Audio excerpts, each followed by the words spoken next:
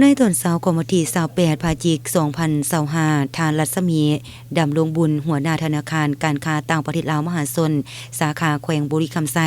พร้อมด้วยพนักงานหลักแหล่งของตน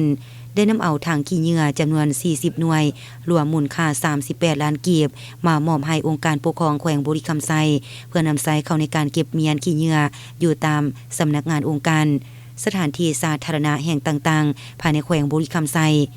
ต่างหน้าองค์การปกครองแขวงให้เกียรติกล่าวรับทางขี้เหงื่อที่นำมามอบในครั้งนี้โดยเมนทานบุญเลียงดวงสะเภาทองรองประธานคณะกรรมการปกครองแขวงบุรีคำไซ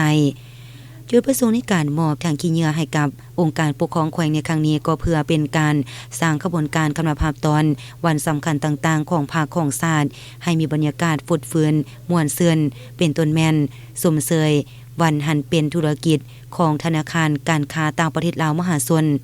1พฤศจิกายนครบรอบ36ปีพร้อมทั้งเป็นการสร้างขบวนการกำลังภาพตอนวันศาสตร์ที่2ธันวาคมครบรอบ50ปีนอกจากนี้ก็เพื่อเป็นการสนองทางขี้เหงื่ออยู่ตามสำนักงานองค์การสถานที่สาธารณะสำคัญต่างๆภายในตัวเมืองให้มีความเพียงพอในใส่เฮ็ดให้สถานที่สำคัญต่างๆมีความสะอาดงามตาและเป็นระเบียบเรียบร้อยยิ่งขึ้นกว่าเก่าโอกาสดังกล่าวทานรองประธานคณะกรรมการปกครองแขวงยังได้กล่าวแสดงความขอบใจพร้อมทางยองยอสมเสยเป็นอย่างสูง